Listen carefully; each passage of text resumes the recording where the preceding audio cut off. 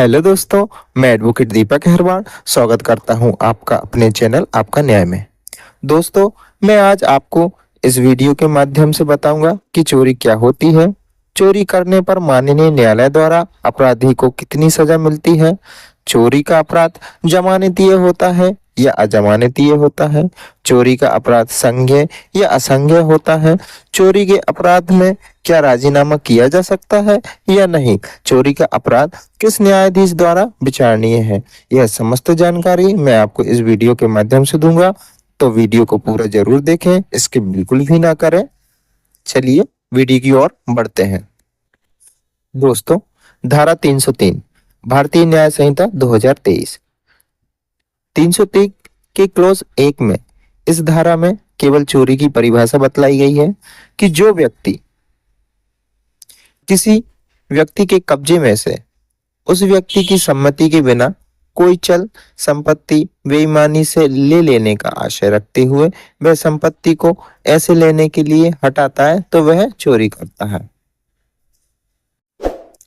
यानी कहने का मतलब है कि जो कोई व्यक्ति किसी अन्य व्यक्ति के कब्जे में से उस व्यक्ति की इजाजत के बिना या बिना इजाजत लिए कोई चल संपत्ति या कोई वस्तु या अन्य संपत्ति जिसको एक स्थान से दूसरे स्थान पर आसानी से ले जाया जा सकता है, बेईमानी से लिप्त पूर्ण आशय से रखते हुए उस संपत्ति को लेने के लिए उस स्थान से हटाता है तो वह चोरी करता है और वह चोरी जैसे अपराध के लिए अपराधी माना जाएगा।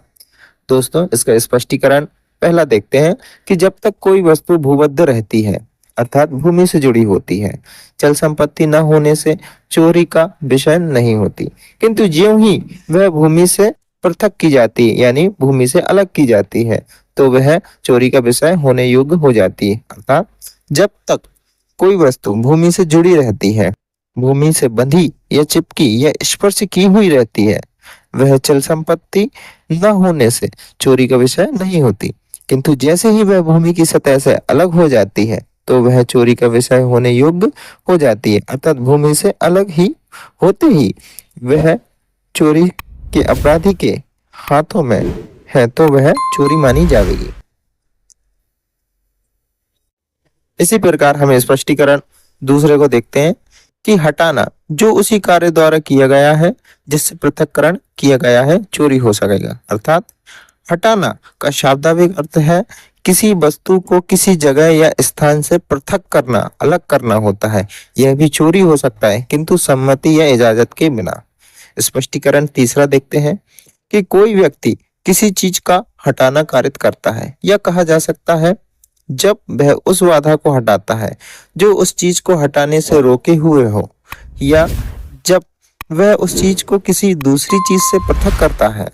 तथा जब वह वास्तव में उसे हटाता है। अर्थात सरल भाषा में कि कोई व्यक्ति किसी वस्तु को किसी स्थान से हटाने का कार्य करता है या कहा जा सकता है जब वह उस बाधा कठिनाई रुकावट को हटाता है जो उस चीज वस्तु को उस स्थान से हटाने के लिए रोके हुए है या जब वह उस चीज को किसी अन्य वस्तु से अलग करता है। अतः जब वह यथार्थ वास्तव में उसे उस स्थान से हटाता है। इसी प्रकार चौथा वाला स्पष्टीकरण देखते हैं दोस्तों कि वह व्यक्ति जो किसी साधन द्वारा किसी जीव जंतु का हटाना कारित करता है उस जीव जंतु को हटाता है या कहा जाता है कि वह ऐसी प्रत्येक चीज को हटाता है जो इस प्रकार उत्पन्न की जाती है या उत्पन्न की गई गति के परिणाम स्वरूप उस जीव जंतु द्वारा हटाई जाती है। अर्थात वह व्यक्ति या कोई अन्य व्यक्ति किसी साधन का उपयोग कर किसी जीव जंतु का किसी स्थान से हटाना या हटाने का प्रयास करता है या जीव जंतु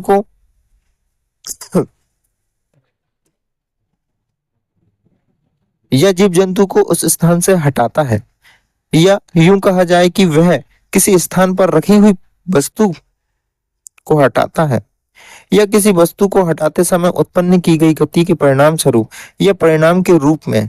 किसी जीव जंतु द्वारा हटाई जाती है। दोस्तों, पांचवा स्पष्टीकरण देखते हैं। इस धारा में वर्णित संपत्ति अभिव्यक्त या विवक्षित हो सकती है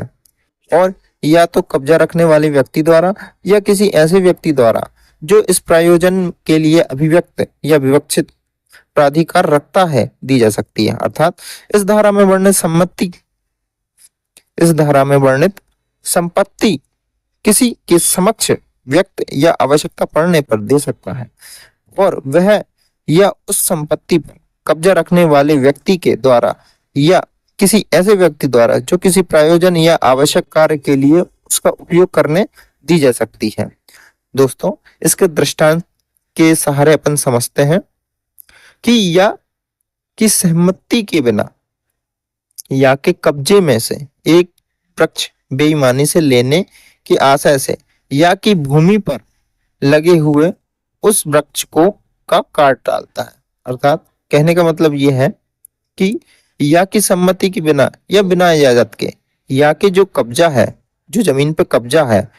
उस कब्जे में से एक वृक्ष लगा हुआ है, उस वृक्ष को बेईमानी की आशय से उस वृक्ष को काट डालता है। यह जैसे ही काने इस प्रकार लेने के लिए उस वृक्ष को पृथक किया, उस भूमि से पृथक किया, तो उसने चोरी करने का अपराध किया है। दोस्तों, अब 303 जो धारा है उसका क्लॉज 2 देखते हैं कि जो कोई चोरी करता है, कोई भी व्यक्ति जो कोई चोरी करता है वह दोनों में से किसी भांति के कारावास से। अब कौन कौन से कारावास है? पहला कारावास सजा जिसकी अवधि 3 वर्ष तक की हो सकेगी या जुर्माने से या दोनों से दंडित किया जाएगा। और इस धारा के अधीन किसी व्यक्ति के दूसरे या पश्चातवर्ती दोष सिद्ध के मामले में उसे ऐसे कठिन कारावास से जिसकी अवधि 1 वर्ष से कम की नहीं होगी किंतु 5 वर्ष तक की हो सकेगी और जुर्माने से दंडित किया जाएगा। आसान भाषा में इस चीज को समझे तो कि जो व्यक्ति या जो कोई व्यक्ति चोरी का अपराध करता है वह अपराधी दोनों में से जो न्यायालय उचित समझे, दोनों क्या कारावास या जुर्माना जिसकी अवधि या समय सीमा 3 साल तक की होगी एवं जुर्माने से या सजा व जुर्माना दोनों से दंडित किया जाएगा। इस धारा के अधीन यदि कोई व्यक्ति दोबारा चोरी के अपराध में दोष सिद्ध होता है या दोबारा चोरी करता है और वह उस पर दोष सिद्ध हो जाता है तो न्यायालय उसे कठिन कारावास जिसकी समय सीमा 1 साल से कम की नहीं होगी और 5 साल तक की सजा हो सकती है और जुर्माना भी लगाया जाएगा। परंतु चोरी के उन मामलों में जहां चोरी की गई संपत्ति का मूल्य 5,000 रुपए से कम है, परंतु चोरी के उन मामलों में जहां चोरी की गई किसी वस्तु या संपत्ति का मूल्य 5,000 रुपए से कम है और कोई व्यक्ति पहली बार के लिए दोष सिद्ध किया गया है और किसी व्यक्ति ने पहली बार चोरी करने के लिए दोष सिद्ध किया गया है, तो उस व्यक्ति द्वारा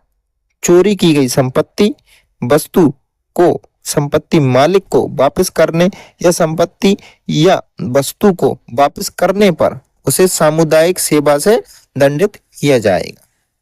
दोस्तों, अपराध का वर्गीकरण देखते हैं। अपराध की पहली दोष सिद्धि होने पर दोस्तों 3 साल तक की सजा का और जुर्माने व दोनों से दंडित किया जाएगा। अपराधी के दोबारा दोष सिद्ध होने पर